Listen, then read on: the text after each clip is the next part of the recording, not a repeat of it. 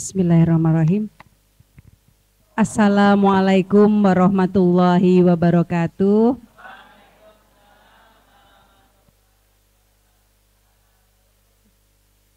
Alhamdulillah, puji syukur kehadirat Allah SWT. Pada pagi hari ini saya dalam keadaan sehat walafiat gitu ya, setelah kemarin sempat sakit gitu ya dalam komunikasi dengan Bu Ustazah Wati. Alhamdulillah Allah izinkan hari ini sudah fit kembali, mudah-mudahan nanti sampai tuntas ya bisa membersamai Ustadz Ustazah yang luar biasa semangat tadi ya, Allahu Akbar gitu ya. Dan saya bersyukur saya bersama Miss Meli, ini Kepala PAUD Islam Bintang Juara, bisa silaturahim di Pekalongan. Kalau saya sih sudah sering dulu ya, tahun 98 sampai mungkin 2004 itu hampir tiap minggu ke Pekalongan buat kulaan batik terus dijual di Semarang ya. Zaman itu belum banyak saingan, jadi laku keras ya, dari kantor ke kantor, dari rumah ke rumah. Saya sampai Wirodeso, Setono, terus pusat jin di sana ya, apa itulah ya, Gedung Muni. Saya diantar sama apa namanya ya, teman lah, temannya ibu gitu ya, yang emang beliau juga punya ini ya, channel-channel untuk ke pusat-pusat batik ya. Senang sekali, alhamdulillah bisa silaturahim ke Pekalongan gitu ya, jadi sedikit nostalgia gitu ya. Dulu luar biasa naik Kaligung itu duduknya di bawah, letek keretanya letek. Sekarang tadi enak bisa tidur loh, wis tekan gitu.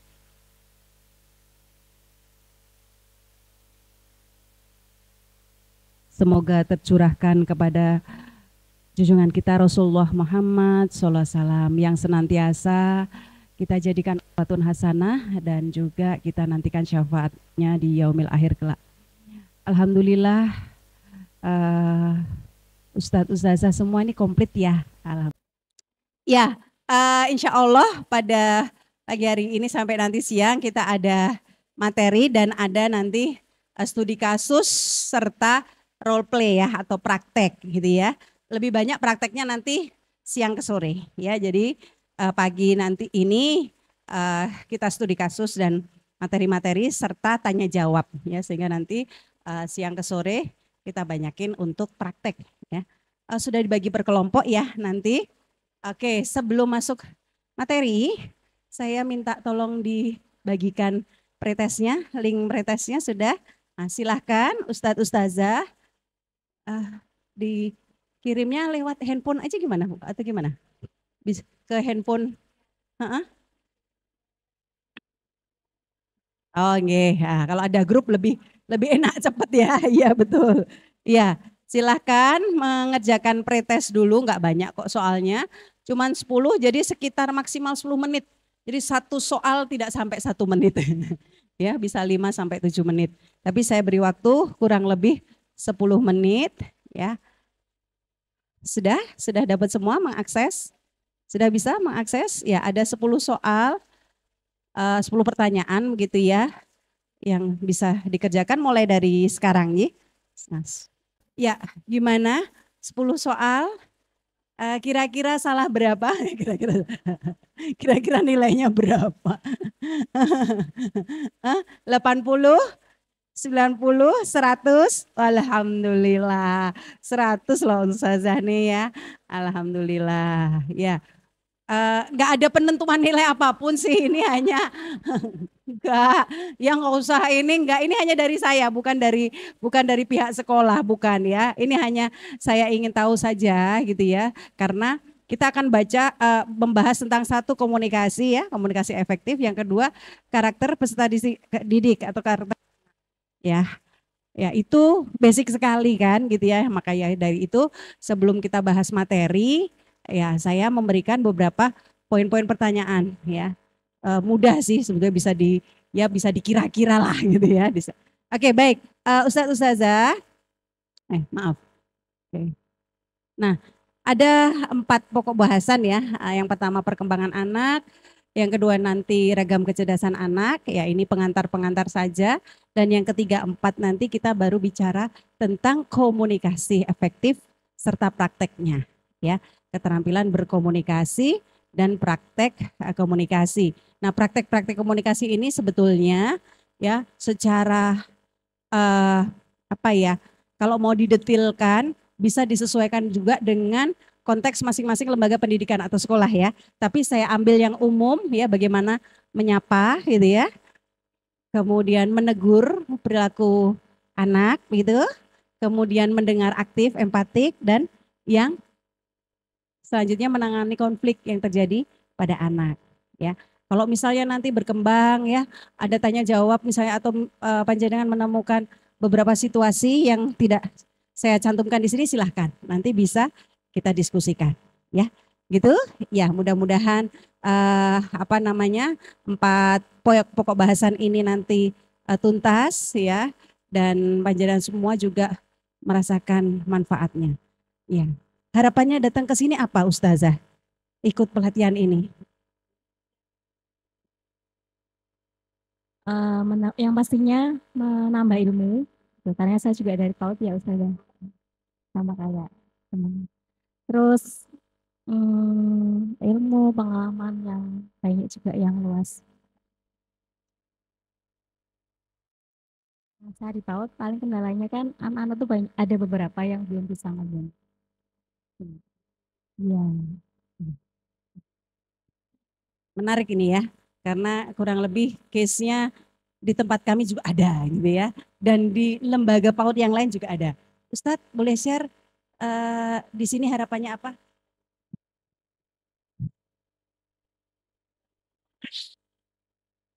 Ah, ya harapannya tentu sama dapat ilmu, nanti bisa diterapkan di sekolah ini dalam menangani beberapa anak-anak yang sikapnya memang ya seperti itu. Masing-masing soalnya dalam satu kelas saja sikapnya beragam sekali. Ada ya seperti itulah intinya. Bagaimana menegur, bagaimana mendengar aktif, empatik gitu ya. Oke, baik. Ya, nah kita akan bahas dulu. Panjenengan pasti sudah belajar tentang ini ya, betul ya? Perkembangan anak dari sensori motorik, kematangan emosi, keterampilan sosial, bahasa komunikasi dan kognitif sudah? Swiss ngelotok every day di luar kepala sampai lali saking di luar kepalanya gitu ya. Ya, meskipun banyak mungkin ya buku-buku referensi teori ya yang jenengan bisa baca, nanti saya mencoba untuk memilihkan contoh dan kata-kata yang mudah dalam kehidupan sehari-hari gitu ya. Oke. Nah, sebelumnya kita studi kasus dulu boleh? Ayo sekarang berkelompok. Silakan. Berkelompok. Kertasnya sudah disiapkan? Ustazah?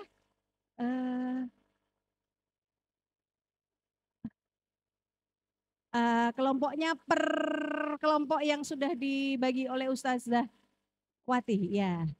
Nah, kalau bisa duduknya ya nanti bisa bisa fase A, B, C, PAUD sama TK jadi satu mboten? Beda. PAUD sendiri, TK sendiri, ada RA juga. Oh iya, RA sendiri. Oke. Banyak juga ya layanannya luar biasa. PAUD, TK, RA. Fase A di mana? A sini. Oh A. Oke, baik. Iya. Fase A, fase C. Ya, fase C. Oke. Ya, bergerak ya. Iya. Berhadapan boleh. Ini diskusi dulu ya, nanti madep ke depan lagi. Ya, langsung bisa dituliskan. Nih ya, bisa dibaca ya. Oke. Perilaku dan faktor penyebabnya. Udah dua itu saja. Silakan nanti ditulis kelompok fase A misalnya, kelompok TK, kelompok KB, kelompok RA, nama kelompoknya. Sudah Pak? Kelompok apa? Fase? Oh mapel, oke. Oke. Sampun. Kertasnya, oh ya, kertas planonya sudah. Ya, langsung Ji Pak, Ustadz, sampun. Ya, langsung ditulis kelompoknya, nama kelompok, terus ada 2. Tuliskan perilaku anaknya sama faktor penyebabnya. Bismillahirrahmanirrahim. Assalamualaikum warahmatullahi wabarakatuh. Minum vitamin C campur duren. Fase C pasti keren. Ya. Bismillahirrahmanirrahim. Ya benar. Bismillahirrahmanirrahim. Nah, dari fase C akan menerima challenge. Apa Ustazah? Challenge dari Bunda Vivi untuk memaparkan salah satu perilaku siswa yang menurut kami perlu penanganan dan perhatian lebih ya. Kami selama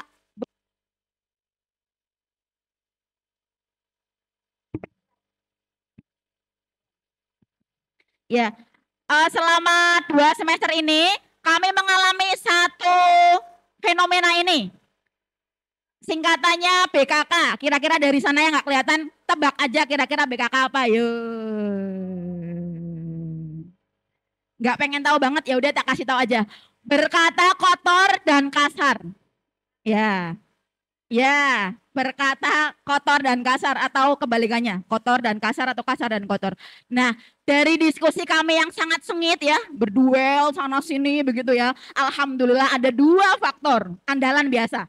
Faktor eksternal dan internal selalu begitu ya. Dari kenapa kok anak usia kelas 5 dan 6 banyak yang berkata kasar dan kotor? Menurut analisa kami yang sangat mendalamnya, faktor internalnya adalah yang pertama, usia.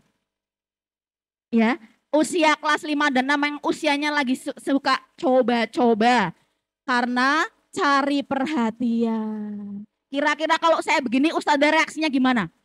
Kira-kira kalau saya ngomong begini temanku gimana? Gitu. Ya, itu. Kayak cek ombak aja kalau aku begini kira-kira gimana. Lalu juga ada dari diri dia sendiri internal ada eksistensi. Ini gue ada loh. Ini aku ada di sini eksistensi. Kalau aku bisa ngomong begini aku dianggap ada. Ya, dan validasi. Kemungkinan biar diterima di circle-nya.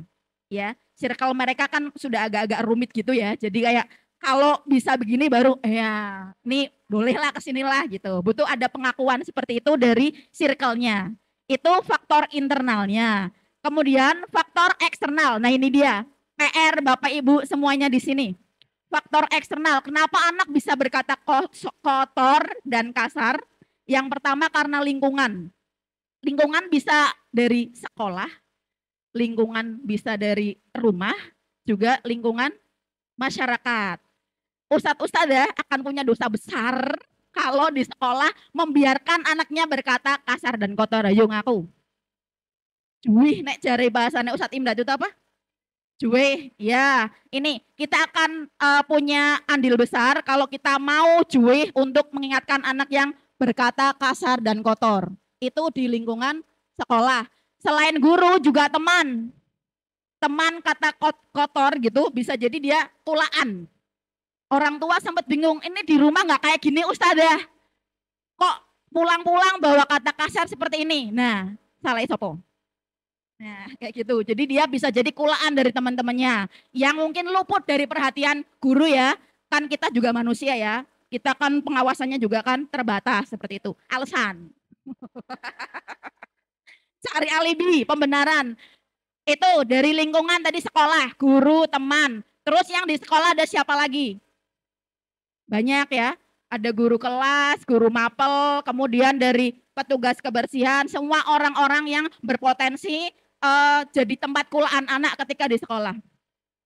Kemudian di rumah kira-kira dapat kata kotor dari siapa?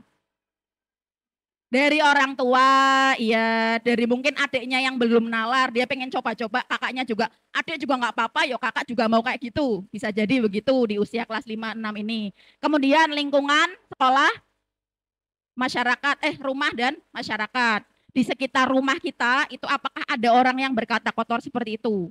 Bisa jadi ada dan luput dari perhatian orang tua dan sekolah, jadi dia terpapar itu juga. Kemudian dari internet, kira-kira bagian mana yang bisa bikin anak itu ke-trigger kena kata-kata kotor dan kasar? Internet, sosmed, ya bisa jadi anak apalagi usia kelas 5 dan 6 ini sudah punya gadget sendiri, luput dari perhatian kita, grup dia ngobrolnya apa, kita belum tentu bisa ngecek dan sebagainya, atau pakai sandi tertentu, dia ngomong apa, jing dan sebagainya, itu bisa jadi tidak terkontrol oleh kitanya. Internet, terus game online. Game online kan ada chatnya juga tuh. Wah, kalau yang tahu itu ada Bang Nathan tahu ya, seperti itu. Kemudian selain game online, YouTube tuh, misalkan dia suka nonton YouTube, reaction video dari siapa dan sebagainya, ngomongnya gitu-gitu. Itu. Kemudian ada pembiaran. Bisa jadi karena kita merasa bosen, alawis dombleh, apalagi nih bapak-bapak ya, mohon maaf, maksudnya karena otak bahasanya hanya di satu sebelah kiri belakang, jadi kemungkinan kalau sudah malam, seharian sudah ngomong di kantor, di rumah ada yang anaknya ngomong kasar seperti itu, lah wes Pak Ora, urusan ibu. Soalnya ibu kan otak bahasanya lebih banyak, jadi stoknya masih banyak. Ya, jadi ibunya yang gimana caranya ini, pokoknya anak ya lebih santun berkata. Itu pembiaran. Yang berikutnya masih eksternal juga, ini di rumah. Orang tua, pola asuh bagaimana? Ya itu tadi masuk termasuk yang pembiaran itu ya. Kalau pola asuhnya permisif, boleh. Yang penting anteng, yang penting gawean rumah, kumbahan, setrikoan, kemek kabeh, yang penting buat saya anteng. Dibiarkan begitu saja. Kemudian perhatian. Karena anak-anak itu kadang ngecek juga reaksi ibu kalau aku ngomong begini gimana. Oh, aku ternyata kok tidak dibiarkan, ternyata dikasih perhatian lebih, berarti itu ada poin dia juga cari perhatian di rumah, cari perhatian di sekolah. Usia kelas 5 dan 6 yang saat ini juga kenal apa namanya VMJ ya, virus merah jambu. Ya, jadi gimana caranya biar diterima di circle-nya, cari perhatian orang tuanya, kemudian biar ada kayak lawan jenis yang suka sama dia, biar terlihat keren dengan caranya dia yang ternyata kurang santun. Itu dari kelompok fase C, semoga bermanfaat. Mohon maaf atas segala kekurangan. Wassalamualaikum warahmatullahi wabarakatuh. Waalaikumsalam. Wow, Insya Allah. Beri aplaus yang meriah. Yo. Oh, door prize ya. Door prize-nya saya kasih. Oke, untuk untuk semua. Satu untuk semua. Satu untuk semua ya Ustazah. Terima kasih. Semangat. Kita beri tepuk keren ya.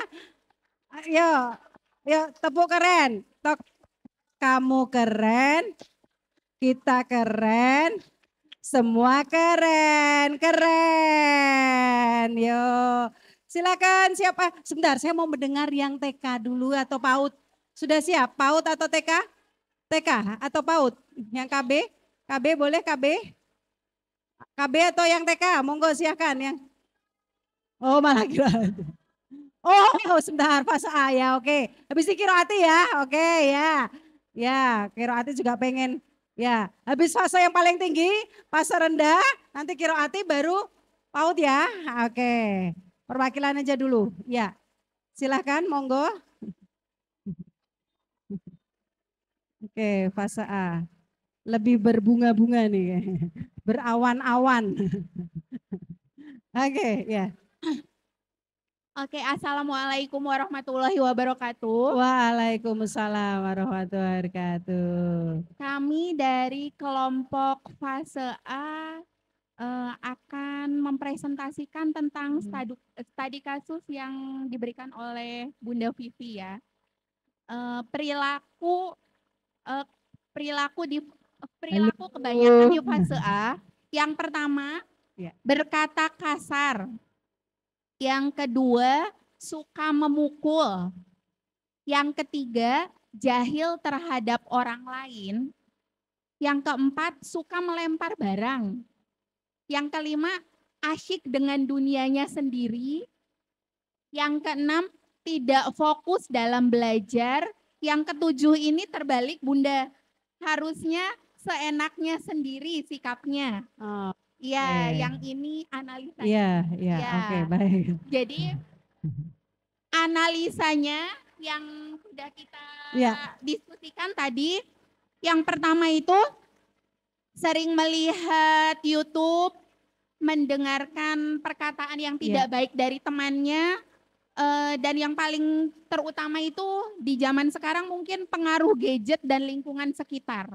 Jadi mungkin tidak akan ada orang tua atau guru yang mengajarkan hal yang buruk atau jelek ya. Dan faktor berkata kasar itu pasti datangnya dari luar. Itu. Yang kedua, suka memukul itu analisanya dari game online dan belum mampu mengendalikan emosi. Yang ketiga itu jahil terhadap orang lain, biasanya mereka caper, bosan, gabut, dan lain sebagainya. Iya, gabut. Iya. Kalau yang melempar barang, analisanya itu biasanya emosi yang belum stabil, kesal, cari perhatian juga, biasanya gampang capek kalau misalnya nulisnya kebanyakan, atau dikasih tugasnya LK-nya banyak.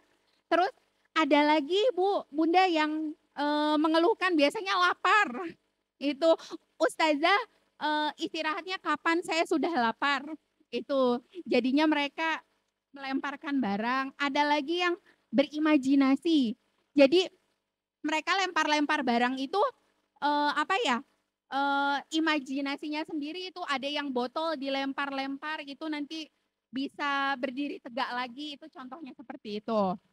Kalau yang kelima asyik dengan dunianya sendiri, itu biasanya mereka itu kan peralihan dari TK ke SD ya Bunda. Jadi ada beberapa anak yang memang belum paham dan tidak suka pelajaran ataupun gurunya. Jadi tentunya berbeda kan antara guru TK-nya dengan guru SD-nya.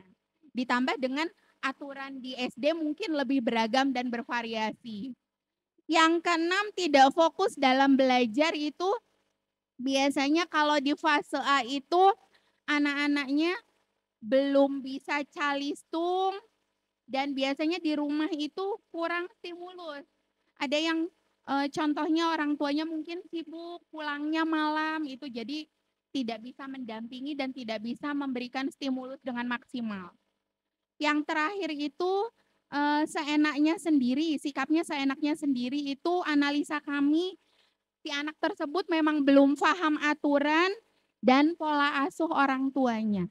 Seperti itu. Jadi solusi dari kami yang pertama, beri perhatian lebih, berkata yang lembut, didoakan karena sebaik-baiknya doa seorang guru itu biasanya tembus langit. Itu diajak berbicara dari hati ke hati, beri contoh yang baik. Kita juga sebagai seorang guru harus menjadi suri tauladan yang baik buat murid-muridnya. Terus diberi stimulus lagi sama gurunya dan terus belajar. Kita sebagai guru harus terus belajar. Contohnya di sini kan ini juga bagian dari belajar. Dan yang terakhir adalah sabar. Sabarnya harus ditebalkan, jangan setipis tisu. Iya, oke, siap. Harus dowo ususe gitu ya. Dowo ususe. Iya. Terima kasih, lengkap bonusnya solusi ya. Ya, kita beri tepuk keren. Kamu keren, aku keren, kita keren. Keren. Oke, terima kasih. Sekian dari wassalamualaikum warahmatullahi wabarakatuh. Oh, ini ada nih ya. Hadiahnya satu untuk semua juga ya. Terima kasih, semangat belajar. Baik, ngomong-ngomong lapar, apakah Ustadz-ustadznya sudah lapar? Kok jadi ke-trigger ya? Ngomong-ngomong lapar, takutnya nanti di sini ada yang lempar barang atau enggak fokus. Karena lapar. Ini ada waktu untuk break? Oh ya. Oh enggak usah langsung. Karena Ustadz sudah makan ya. Gimana? Ini udah waktunya break? Oh 9.45. Oh belum ya berarti ya. Oh sabar ya. Mohon tidak melempar barang ataupun ya tidak berimajinasi seakan-akan ada makanan di depan. Oke tadi saya udah janji Ustazah Kiroati ya, Ustazah ya. Oke. Ini kira-kira sama nggak ya sama Ustadz Kiroati nih permasalahannya? Hah? Pilih aja ya, oke ya. Karena itu rombongannya banyak itu. Ini hadiahnya satu untuk semua nih cukup nggak ya nanti? Oh cukup ya. Oh, dari situ aja. Oh ya, monggo. Suaranya bisa keras? Atau maju aja Ustaz? Ustazah ya monggo. Ini kayaknya banyak ini. Loh banyak banget tuh yang ditempel itu. Curhat jadinya kayaknya.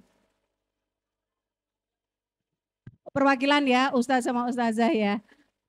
Kiroati tuh. Cek. Curhat tuh bener kan? Curhat dong. Iya. Bismillahirrahmanirrahim. Assalamualaikum warahmatullahi wabarakatuh. Tim Kirta siap? Si Ijat makan kedondong. Curhat dong. Iya, Masya Allah, tabarakallah. Ustadz-ustadzah rahimakumullah yang dirahmati Allah. Ini permasalahan yang ada di pembelajaran qiraati dan tahfidz. Yang pertama, anak ngobrol sendiri, guyonan, bercanda saat sedang dijelaskan oleh guru. Kemudian, anak-anak kadang main sendiri saat gurunya sedang melakukan proses individual. Jadi ada pendampingan, pembelajaran individual, dan mereka yang sudah selesai nulis atau yang lainnya main sendiri dengan temannya. Kemudian merasa sudah bisa, padahal panjang pendek, tajwid dan makharij masih amburadul. Terus udah seperti itu, merasanya sudah bisa, saat maju, ulang, nangis. Atau saat tes kenaikan surat sama Ustadzah Fida atau Ustadz Zen atau Ustadzah Umi diulang, nangis. Kemudian kadang anak-anak, bukan kadang ya, sering ditemui anak-anak itu lalu lalang tanpa tujuan. Terus setelah itu suka nawar. Jangan nulis. Capek di kelas nulis terus gitu. Terus dalam beberapa kasus ada murid yang lebih garang daripada ustadz-ustadzahnya. Kemudian berasanya sudah mahal gitu ya, udah bayar mahal. Kemudian kurang kesadaran untuk murojaah, ada juga anak-anak yang stagnan pencapaiannya.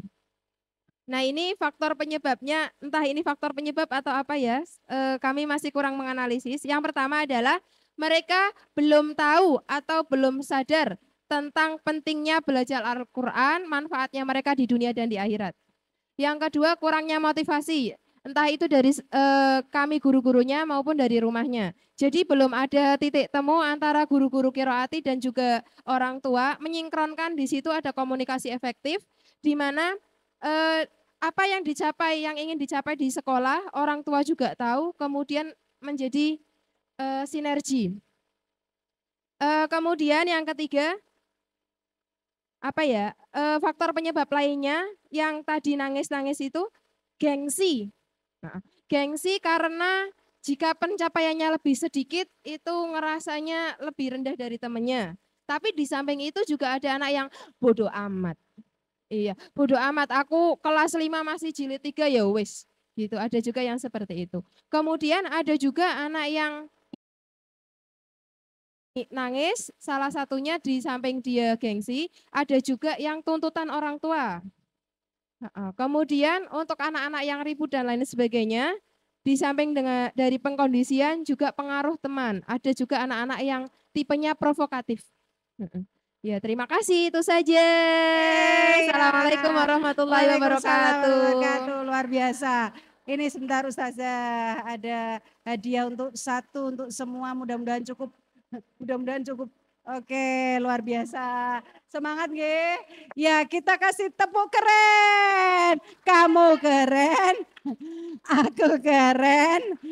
Gemma keren, keren. Ya, gimana gimana? Ada tepuk lagi ya. Oh ya, silakan. Tepuk salut. Prok prok prok jempol, prok prok prok jempol, prok prok prok salut. Oke, Iya siap. sambil nunjukin jempolnya. Tapi karena siap. kanan kiri megang nggak bisa. Ya, siap.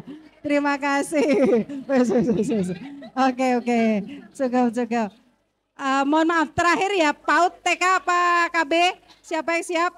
KB ya. Oke, baik. Ayo bergegas. Saya pengen tahu TKB, kelompok bermain atau TK itu seperti apa tampilan masalahnya? Apakah sama dengan anak SD? Tadi kan anak SD sudah terwakili ya. Kalau kiroat itu pasti ada beragam anak juga ya, gitu ya. Oke, tapi fokus di kiroatinya. Ya, bagus tadi analisisnya ya. Oke, ya. Ya, kelompok bermain, PAUD atau kelompok bermain. Ya, monggo silahkan. Terima kasih Ustazah. Bismillahirrahmanirrahim. Assalamualaikum warahmatullahi wabarakatuh. Waalaikumsalam warahmatullahi wabarakatuh. Ya, terima kasih waktunya. Di sini saya akan mempresentasikan hasil dari studi kasus anak PAUD yang unyu-unyu banget. Ya, dari beberapa setelah kami diskusikan bersama, ada satu perilaku yang sering muncul, bahkan ini ada khusus ya, ada satu studi kasus yang khusus. Ini anaknya itu usia 3 tahun Ustazah, laki-laki. Nah, perilaku yang sering muncul itu yang pertama memiliki perkembangan kognitif yang baik, dia itu pintar, secara kognitif itu pintar sekali Ustazah. Jadi segala pengetahuan yang Ustazahnya mau kasih itu dia sudah tahu, Masya Allah sudah pintar sekali. Bahasanya juga dia sesuai perkembangan. Namun muncul kasus yang sangat bagi kami masih jadi PR ya Ustazah ya. Nah ini kasusnya itu tantrum. Jadi muncul sering tantrum ketika keinginannya itu tidak sesuai yang dia inginkan. Terus selanjutnya muncul juga sikap penolakan saat diingatkan guru. Misal, Mas gak boleh gitu ya Mas, harus sayang sama temennya. Nah langsung tantrum. Tantrumnya itu kadang nangis, kadang sampai, ya pasti tahu, sampai guling-guling. Dan kadang muncul juga dia menyendiri, muncul menyendiri sendiri. Melukai teman enggak? Memukul, menendang gitu?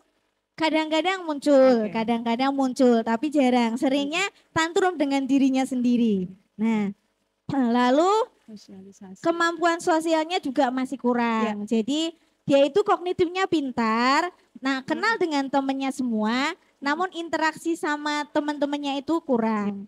Nah, di sini kami mengambil faktor penyebabnya itu karena kalau usia PAUD itu masih pengasuhan ya Ustazah ya. Yang pertama kurangnya pendampingan dari orang tua. Nah, banyak dari kami orang tua itu sibuk bekerja, bahkan yang kasus ini jadi terpisah dengan ayahnya.